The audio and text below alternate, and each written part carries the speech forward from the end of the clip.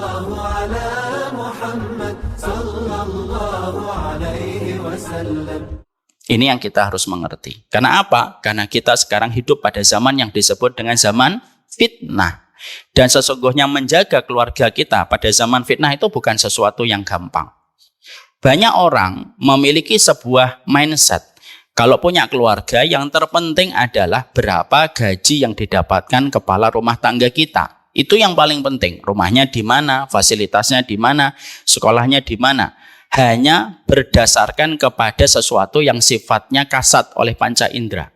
Tapi kita ironisnya ketika kita memiliki keluarga, kita jarang sekali memahamkan kepada diri kita bahwasanya di antara keberkahan kita pada keluarga kita adalah bagaimana menjaga keluarga kita supaya keluarga kita tidak terseret oleh fitnah, karena fitnah itu tidak kelihatan oleh mata, tidak kasat oleh panca indera, dan itulah perkara yang sejatinya hari ini banyak orang yang tidak menyadari.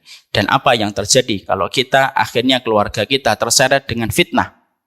Kita menjadi orang yang terkuras energinya, dan paling sedih dalam hidupnya kalau ada di antara anggota keluarga kita sudah terseret dengan fitnah. Saya ambilkan contoh, Ibu. Nanti bisa dicek di YouTube. Di YouTube ada sebuah program yang menampilkan satu episode bagaimana ada seorang bapak sudah lama tidak ketemu anak laki-lakinya. Lalu dia mendengar selentingan kabar bahwasanya anaknya sudah berganti kelamin. Jadi transgender ya, dan transjakarta. Maka ketika mendengar kabar itu, dia belum pernah melihat anaknya. Lalu dikondisikan pada acara reality show itu, dia duduk diwawancarai, akhirnya ditanya sama MC-nya. Bapak sudah siap ketemu putranya, ketemu anaknya? Iya. Bapaknya itu sampai nahan nafas berkali-kali. Padahal itu belum ketemu. Pada saat ketika dibuka pintu, masuklah seorang perempuan. Dan perempuan itu adalah anak laki-lakinya beberapa tahun yang lalu. Lalu sang bapak dalam kondisi shock, dia memegang matanya, menangis gitu. Karena laki-laki itu kalau nangis yang dipegang kan matanya. Kalau ibu-ibu kalau nangis yang dipegang mulutnya. Karena dari situ kita tahu dari mana banyak dosanya. Dosanya perempuan itu di sini. Dosanya laki-laki itu di sini. Maka kemudian sang bapak itu menutup matanya. Dan dia shock mendapati anaknya ketika dulunya anak laki-laki sekarang menjadi anak perempuan.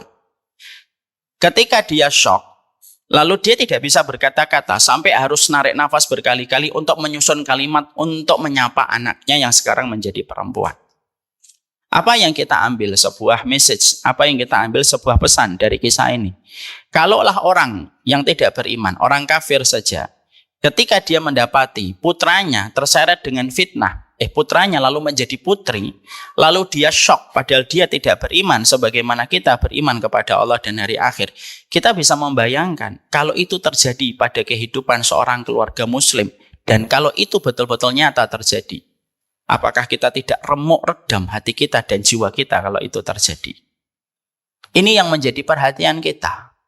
Kita hari ini, Ibu, Bapak, karena kondisi kapitalisme yang sangat mengglobal, masuk ke sendi-sendi paling dalam kehidupan kita.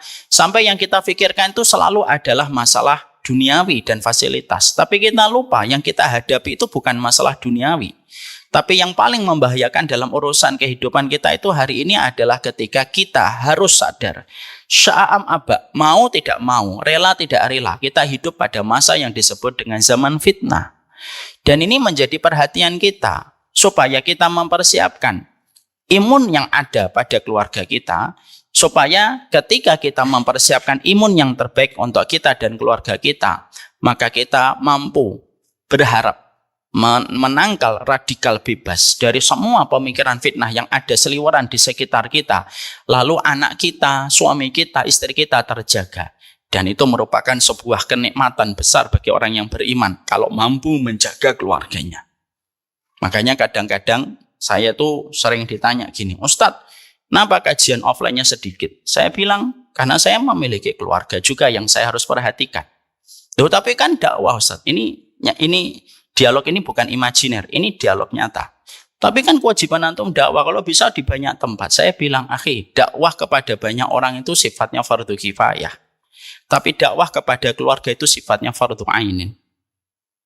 Kenapa? Ya karena kita menghadapi satu kondisi yang berat, dan kondisi ini merupakan kondisi yang sudah hadir.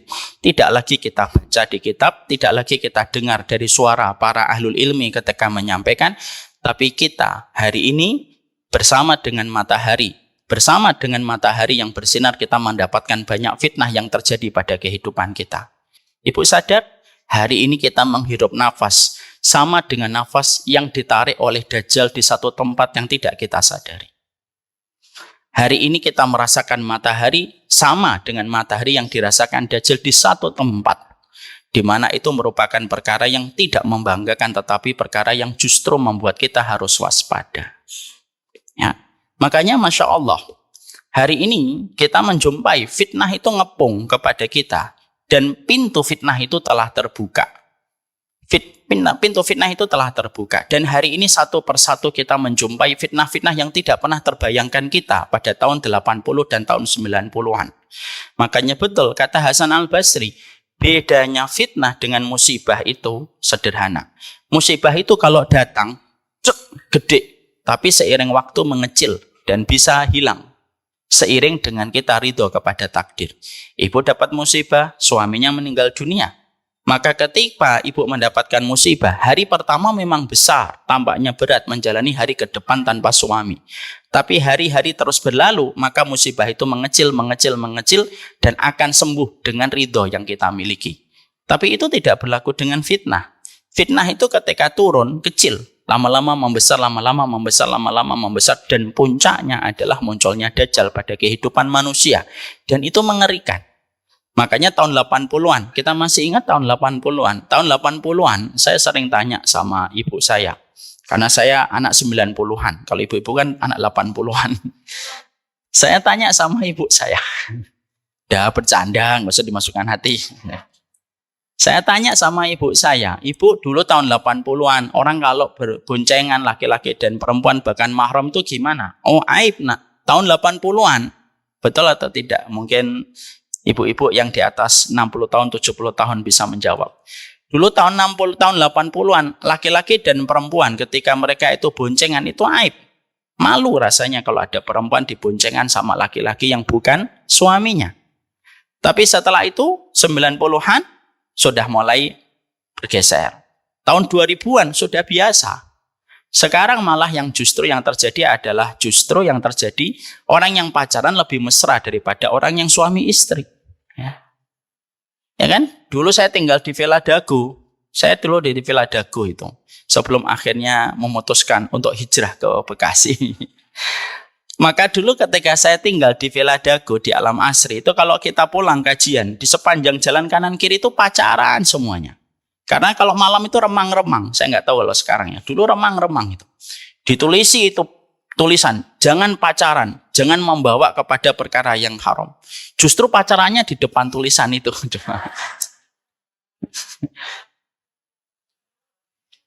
Tapi itulah yang disebut dengan kondisi fitnah. Makanya akhirnya kondisi fitnah itu betul-betul nyata. Sampai hari ini kita dipaksa untuk menerima bahwasanya jenis kelamin itu tidak lagi dua. Ada laki-laki, ada perempuan, ada transgender, ada LGBTQ+++++, tidak ada hentinya. Dan kemarin saya baru melihat di Amerika, kumpul itu namanya transdogs namanya.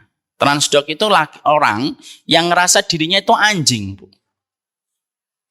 Jadi mereka itu berpakaian kayak anjing. Dan mereka saling komunikasi itu ya pakai suara lolongan anjing. Kuk, gitu. Dan kita dipaksa untuk menerima kondisi itu.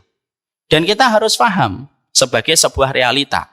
Sekitar 10 tahun yang lalu, biasanya peradaban yang sedang terjadi dan menimpa di Amerika itu membutuhkan waktu 7-5 tahun sampai ke Indonesia.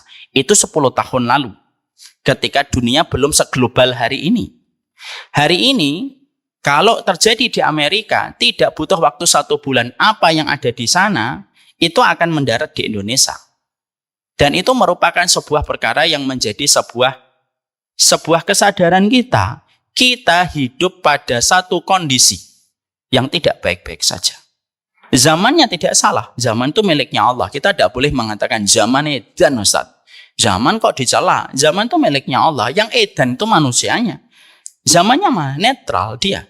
Dan kita harus sadar betul bahwasanya kenapa saya sampaikan materi ini. Karena pada dasarnya materi ini supaya kita terbebas dari blind spot, Bu. Tahu blind spot, titik buta kita. Bahwasanya di antara titik buta yang kita rasakan, kita masih merasa bahwasanya kita hidup pada kondisi waktu yang baik-baik saja. Padahal ilmu masih tahu kepada kita, kamu hidup pada zaman yang tidak kondisinya baik-baik saja. Itulah ilmu, selalu memberi obat dan keterangan pada apa yang tidak kita ketahui. Inilah ilmu, membebaskan kita dari banyak blind spot.